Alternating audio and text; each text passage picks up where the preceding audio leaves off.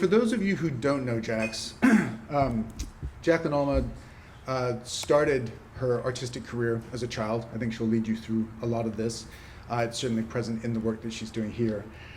She went on to study graphic design, and then from that point went on to study at the Heatherley School of Fine Art in London, where she was awarded, and I'm just going to use my notes here, the Heatherley Prize with a commendation from the Royal Society of Portrait Painters of London. So Jax has exhibited all over the island. Many of you are familiar with her work, I'm sure. As mentioned before, a lot of that was this portraiture. So to see this diversification, or possibly the origins of her work in a lot of the drawings that she does, is really engaging, really positive. We've had probably about 2,500 students coming through here to see the exhibition. Really positive stuff. So without further ado, I would like to introduce Jacqueline Alma, and if we can give her a round of applause.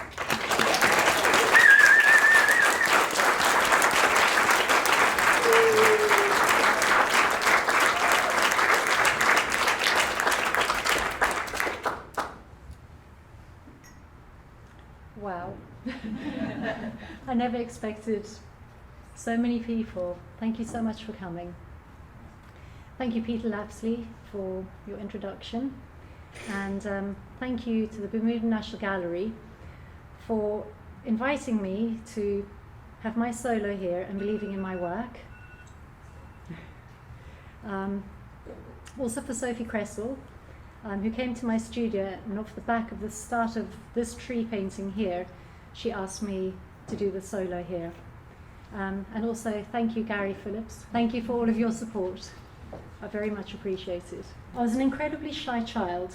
I used to hide behind my mother's skirt. I felt like I didn't have a voice, that there was no room for my words, so my paintings and drawings were my voice. They were my way to express myself.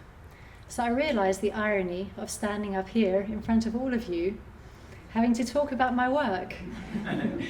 I'm still shy, but I'm looking forward to sharing with you the inspiration for my work and my process, my journey, so that you can all understand me better as an artist. I grew up in Cape Town, South Africa, in the lush green area of Constantia, where my parents built a house on vineyards. There was a beautiful willow tree right outside my bedroom, and in the mornings I would wake up to the chattering of the guinea fowl running through the garden, and I'd go to sleep with the hooting of the owl. With my shyness, I found a lot of comfort with my ginger cat, my budgie named Pete, and hours I would spend roaming around the garden barefoot, looking at the insects and plants.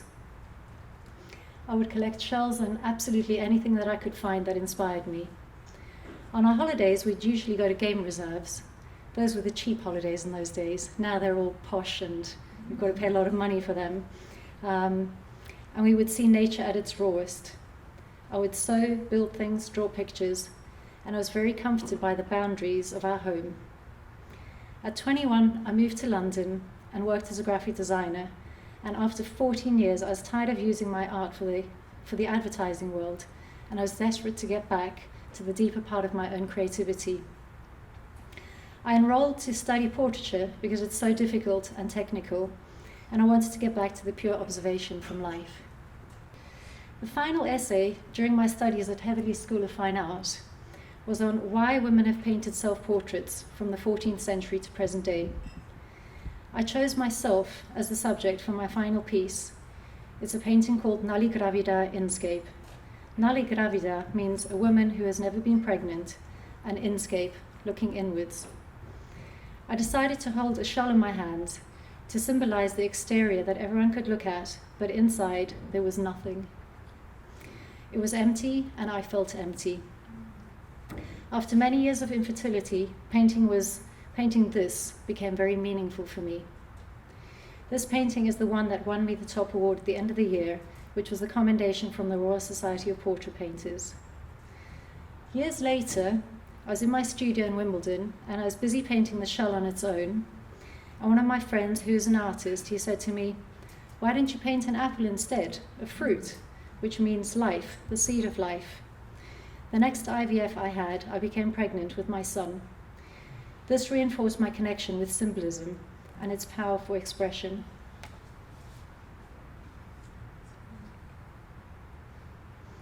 I don't know how many of you are familiar with my last solo. So during my last solo, I'd asked each one of my models to choose something symbolic to them to include in their portraits. So starting from the left, you'll see Keita. She chose brain coral, symbolizing how children's brains can get bleached and how vulnerable children are to society's brainwashing. Kenton wrote a poem on the wall called Shallow Waters, about how people judge a person according to how you look. Case, he selected a teddy bear wearing glasses to represent him seeing things as a child that he shouldn't have seen, but he was never able to talk about. And Janelle held a baby cedar, the endangered endemic sapling, representing the youth of the island and her desire to protect their future. Each model stood for 600 to 800 hours, and I realized how I saw myself in their symbols, and I wanted to cut myself off from all the art books and input from anybody after that show, and I wanted to try and find out who I was uniquely as an artist and a person. After the show, however, there were a lot of external demands. My family and particularly my child needed me. I was emotionally drained and I had no energy for creativity. For a few years, I dropped art and I lost my confidence. Then one night I had a dream. My father came to me and he said to me, "Jacqueline, you must draw." And he tried to hand me this big bunch of pencils wrapped with a string. And I said to him, "Pa, I can't, it's just too much of a burden, it's too heavy, I can't manage them, I can't take them." To which my son said, "Opa, can I have them?" And my father said, "Yes, of course." So he gave them to Peter, but he walked off and he got an even bigger bunch of pencils. And he said to me, "Jacqueline, you must draw." Anyway, I took them. And that really was the start of the sketchbook that you see down there on the wall. I decided to pick up a 100-page sketchbook and I started my drawing diary. I knew I couldn't manage a big painting, but I could do some drawing. I chose to make it a personal diary and use symbols to relate to the events that happened in my life. And the beauty of the book was that I could close it and nobody could see it. Little did I know that one day it would be hanging up here on the wall. Pencils are my words. They're my tools of communication. The book started with a single pencil, which then became the bunch of pencils that my father passed me, which eventually became potloodboom, which is the drawing up there. The tips of the pencils would become the moths flying off.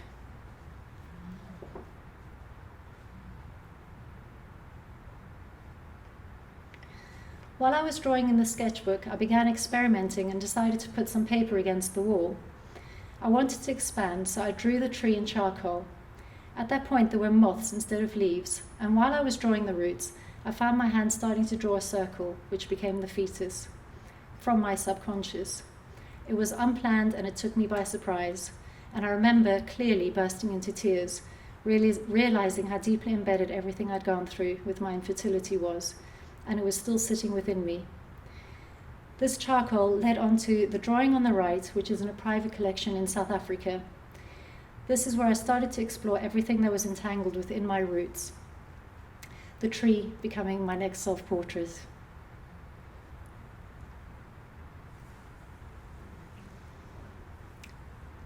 I started the first of the Hanging Tree sketchbook series in 2015 when I was sitting in the hospital waiting as my son had yet another operation, this time for 7 hours, the most terrifying operation that he'd had.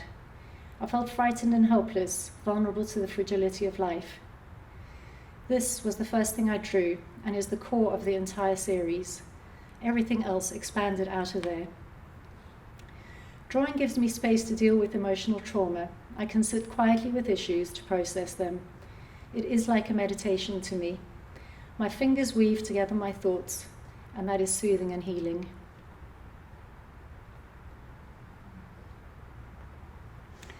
You can see here I started initially with 3 books, the idea of 3 books, which then grew to 5 and eventually to 7.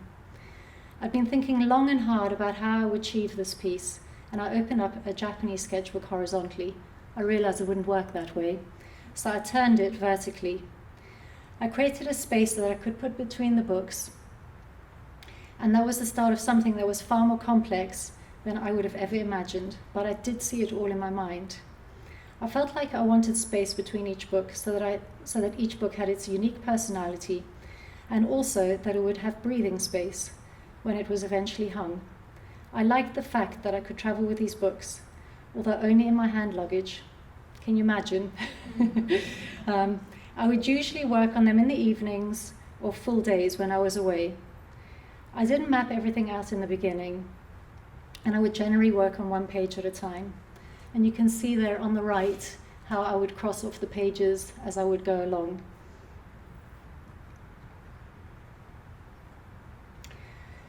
I would have to open up the books on either side of what I was working on so that the elements would flow from one book to another. I didn't know where each object would go, and it became a very organic process. I needed to know what was going on the next page. So you can see here on my sketches how I would lay them out and how one would thread to the other. Every so often, I'd open up all the books together in sections of 4 or 5 pages and possibly 3 across to get an idea of the rhythm. Each symbolic object is placed along the route and thread within the book and are done with intention. The higher objects near the soil surface relate to the more recent events in my life, and the deeper and darker I go, the more painful a connection to the objects represent.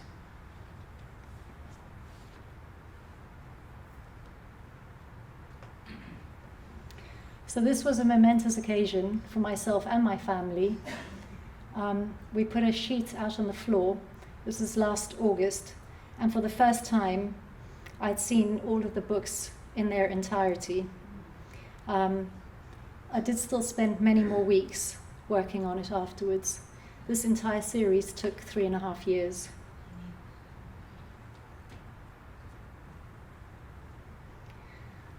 While painting the charcoal tree, I felt I had the energy to expand again, and I wanted to paint. I didn't have the energy to get my models into the studio. I felt I needed to escape into complete solitude, so I decided to build my own model, which is Tree 1. I stepped back into my most favorite place in the world, which is nature, to start searching for roots.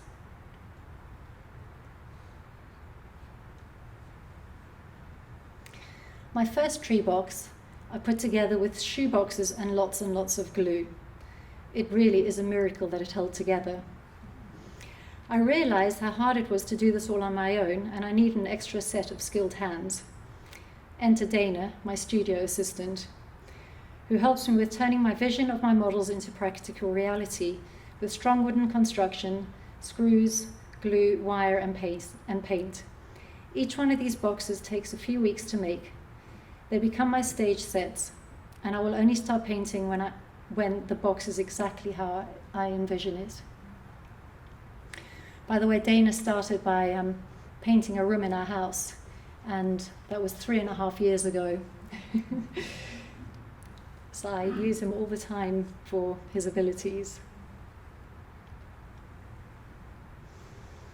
As for the found objects nestled within the roots, I'm continuously searching for symbols that connects us to events, people, places, and emotions. As soon as I touch and pick up an artifact from nature, I can immediately sense something that I will use in my painting just by the feel and look of it, the pattern, the texture, how sharp, soft, or fragile it is. I've gathered them from home and all over the world on my travels. My hands are my most expressive tools, and I'm very grateful to have the ability to work with them every single day.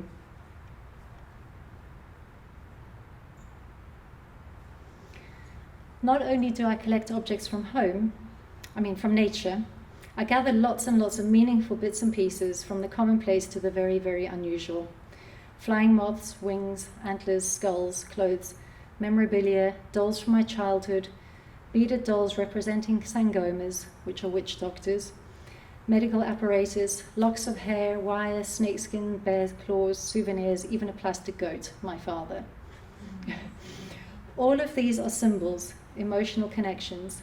I'm fascinated by the contrast between the beauty of an object and the dark meaning that it holds for me. And how these objects become multiple layered symbols for me, like encrypting words in a diary.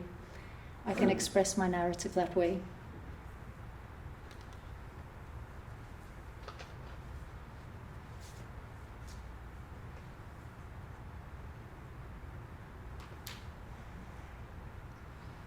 Each element and its placement is very specific and tells a story. Nothing is random. Each line of roots represents a different area of my life, a person or an emotion. The branches represent different chapters, some of which have been brutally cut and others which are ongoing. I would spend days putting these together.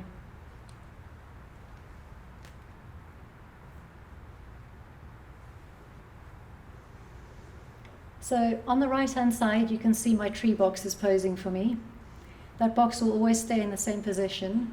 On the floor, you'll see some tape where my feet will be.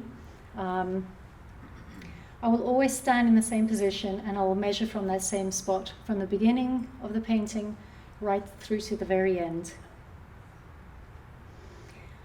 I do measuring from life. That's what I'm passionate about. And I love the fact that I can observe. This is an example of the progression. I continuously search, scratch away, make new marks until I'm satisfied with the placement of everything on my canvas. If I don't have the structure below the surface, then the tree will never feel believable or alive. I measure from life so that I understand the object and how it sits within space. I will not hesitate to erase an entire day of work. And I want to give you an example of my studio and my paintings within it. Because I use such large canvases, it's impossible for me to try and move them about on my own. So I have my lovely, humorous husband.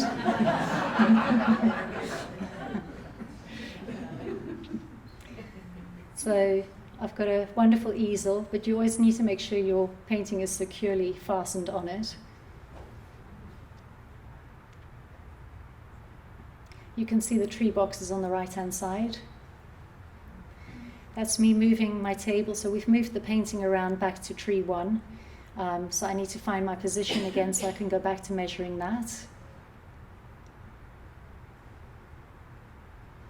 That's moving tree back. It's a little bit of a cramped space, but I kind of like it that way. In the background, you can see the other boxes with the paintings below. So I like living with all of these things in the studio with me. And again, measuring with the second tree painting. And the ceilings weren't very tall in the studio that I was in at that time, so I would spend hours sitting on the floor having to do the finer detail for those paintings. When working with objects, I set them up in various positions to see what my emotional reaction is to them. These are the actual dolls that my sister and I played with when we were children. I set up the dolls and drew them in my sketchbook. I realized then that I wanted to paint them. So I took multiple photographs, you can see them on the page there, to try and capture the essence of my feeling around them. I knew instantly when I saw this final setup that this would be the subject of my painting, the one on the right. It captured a feeling that I had carried since childhood. I understand the fragility of one's mind when you are a child. The fetus and the baby threads right throughout my work, like a red thread holding together the pencil nest with the soft feathers that my son sleeps in. My husband is the antler on the left and I'm on the right, secured by copper wire, both of us protecting him. And here is my son. He is by far my best creation. I will never create anything more perfect than him. So I get very perplexed and curious looks when I collect parcels from the post office. I think I've made a name for myself with the customs department, bringing in everything from pliable fetus handmade models to deer skulls. There have been antlers, ammonites, sphenoids, a pelvis, a bucket load of carved wooden pencils, and even a giant stuffed bird. I'm sure they've raised an eyebrow or two, and I thank Dr. Nisbet, the government, vet for his patience and assistance with us all. I really do love the beauty of setting things up so that I can completely see how I want my painting to be. I bring my thoughts and ideas into the real world so that I can observe them. Touching and manipulating these meaningful objects is an integral part of my discovery.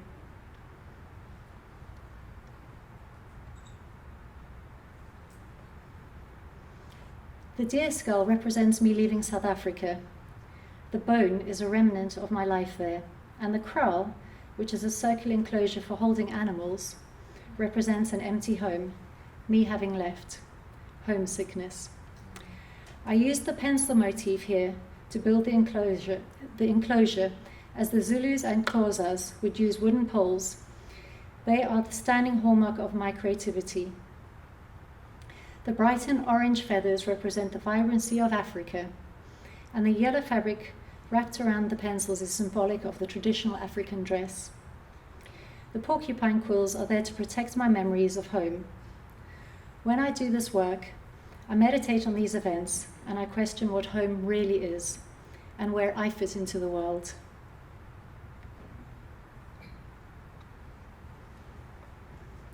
Home is a recurring theme throughout my work. My doll's house, the bird cage. This house is a reflection about birth and death, how we are born staring death in the face. I wanted to show you an example of the process that I go through to get to the final drawing. From my first thought, which you can see on the top left, and then I place the objects on paper, I fiddle around, I do a lot of fiddling around. The planning, the construction, Dana made the beautiful box at the top, and then finally I'm able to draw from that. You can see that my focus on houses and the idea of home had very early origins. I did these pictures when I was in nursery school on the top left. Late as a child, I would build my own dolls' houses out of cardboard and tape. I would sew curtains and bedding for the dolls that my mom made for me. My fascination now includes with our physical homes and also the emotions housed within us in the different chambers of our minds. Recollection is a physical representation encapsulating many raw and significant emotions and events that reside within me, my journey. I got Wimpy, my carpenter, my lovely Wimpy, to build the structure for the house after deliberating long and hard about the shape and how best to combine the individual boxes to create the right feeling. So I had 4 different shapes and I decided the third one in would be the most suitable for this show.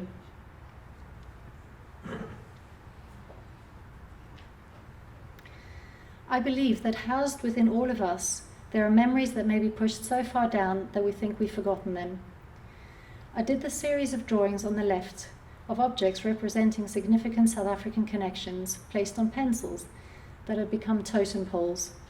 And to my astonishment, when I was rooting through my childhood sketchbooks, stuck in a dusty old loft in my parents' house in Constantia, which I had not seen for 45 years, look what I found. It was in me all along. And yes, that's a giraffe, not a dinosaur.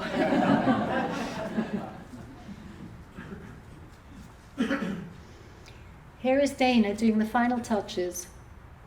I will give him a sketch of what I want, and he goes away and mulls it over. We have a lot of discussions and go backwards and forwards, and then I will leave him quietly to figure it out. I really do think he likes the challenge of it. I finally found someone who absolutely understands what I want, the materials, and the fact that he has the technical abilities to make it happen. Somehow he manages to make things float. He can work magic. I'm astounded that with those huge hands that he can do such fine and intricate work. I appreciate how much care he takes with the details, getting it just right, always checking back with me on every little aspect, from the exact color of the backdrop to the way a bow should be tied. And he has oodles of patience. And he understands that he may have to change it all if it doesn't sit right with me. I always know when it's exactly as I want it. And here's Recollection, the house. My clever son came up with a name. It's perfect.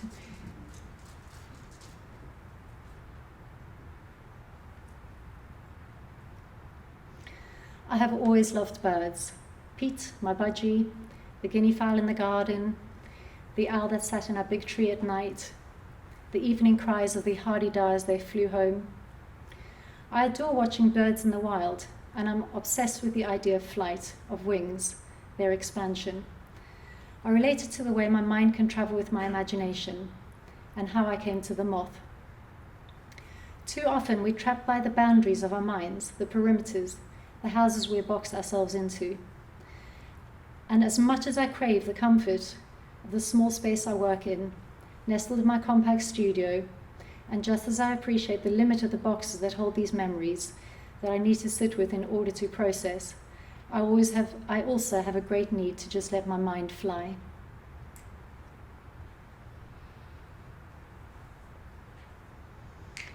Dana and Wimpy are not the only two people who helped me. One morning, I was about to start in my studio, and there was this beautiful starling that had died during a very stormy night. It was lying there on my floor. Through word of mouth, I'd heard about an 18-year-old who'd been doing taxidermy since she was a young girl. Ava Batelli came with her mum Heather to meet me, and I discussed how I wanted the position of the starling in a glass ball, which you can see in my drawing.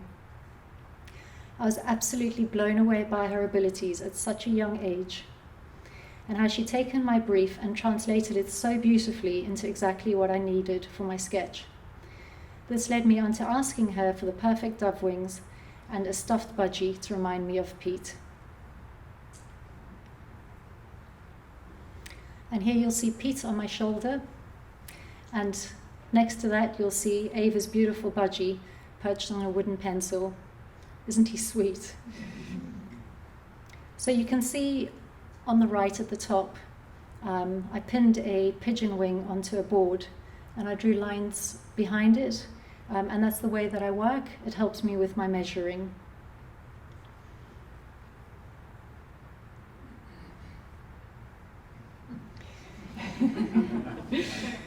My wonderful patient family is often surrounded by weird and wonderful things, not just me. And here you see my husband is having a discussion with a vulture that came from Africa. And for those of you who are wondering, my husband's on the left.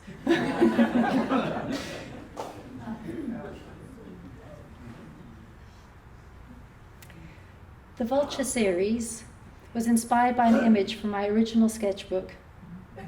With my shyness, I would often hide behind my pencil. I still do. The safe boundaries of my studio. There would, however, always be a vulture lurking, sometimes even a committee of vultures. In Africa, I would watch the vultures pick away at the remnants of a kill after the lions and hyenas had their fill. Their shrill cries were haunting as they would circle around a carcass. I'm sure we've all had a vulture or two in our lives. My pencil tree series eventually made it into the movie that you see as you enter the gallery. It's been very exciting for me to work with my team in Lisbon, in Portugal, who helped me with animation, scanning, and the more technical side of things, which I wouldn't have a clue on. Here you can see how they turned Salty, a Labrador, into a lion. This series of drawings was a combination of photographs of me and Charlotte Villeneuve, who posed as my younger self.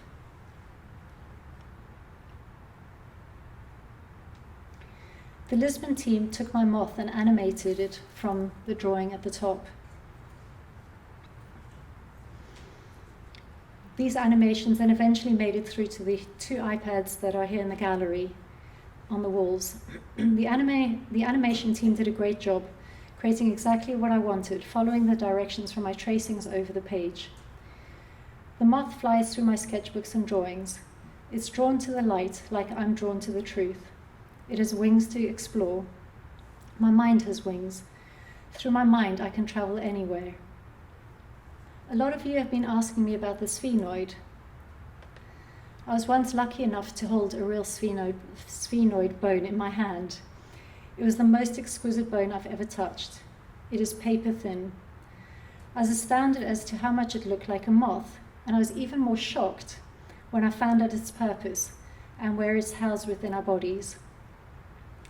It is the most complex bone in the human body, housing the most ancient part of our brains, the pre-verbal part, our rawest emotions, our instinct to survive and reproduce. It is in contact with all 14 bones. The eye nerves run through it. It's crucial for our ability to see. There is a cranial pulse where its wings flex backwards and forwards, just like a moth. Scale is very important to me, and as much as I love the intricacy of my small drawings, I crave large work. It means I ship it in large stretcher bars and make up the canvases with the help of my husband and Dana. I love choosing my own linen, and I feel my painting starts from the time we put the aluminium bars together. I've taught Dana how to prepare my linen with rabbit skin glue, which you can see in the pot there, heated up, and primer. This process can take a few weeks, but by the time it's finished, it's tight as a drum and really beautiful for your hands to run over. I'm extremely particular about the surface I paint on. And you can see on the right, that's my palette of colors that I would use. It's very limited. It consists of a warm and a cold yellow, a warm and a cold red, and a warm and a cold blue with white. It forces me to really observe. Although this is called a solo exhibition, there is no way I could have done this without the help of an incredible team of people. Many might walk into the gallery and see the work on the walls and never think twice about how it got here. The hours of work and expertise it takes to put this together. We had to do a little dress rehearsal for the hanging sketchbooks, so we put some blank ones up to see if it would even work. And then you see on the right, Dana's putting up the final sketchbooks with some tracing paper, and he's wearing gloves to protect my sketches. Wimpy did all the hanging of all the pictures. Patrick Caton, thank you Patrick, WizKid did all the techie stuff, he's come to the rescue a few times. And Sophie is a superstar. She spent a week up on the ladder just getting the lights right for this show. She also did all the writing for the wall panels and descriptions of each piece, working from a massive pile of my notes, editing them down with thoughtful precision. She absolutely understands me as an artist, and I'm so grateful to have been able to work with her. So there are so many people, and I'd like you to just see as this scrolls through how many people are involved, even though it says a solo show. And I'm very, very grateful for all their help. Obviously my studio assistant, everybody here at the gallery, love and support from our wonderful friends and family. And then you'll just see the run through of everything that's involved in pulling together a show. Plus I worked out my time. About 11,000 hours in that would be the last 3.5 years. I work between 10 to 17 hour days, 6 days a week, and I love it. A lot of people have asked me, they thought I'd left the island. I'm like, no, I've just been a recluse in my studio. The title of this exhibition, Like a Tree, Let the Dead Leaves Drop, is based on a quote by Rumi. Trees have no problems in letting go of their leaves. They drop them in the breeze, which then decompose and go on to nourish the soil, which then feeds the tree again.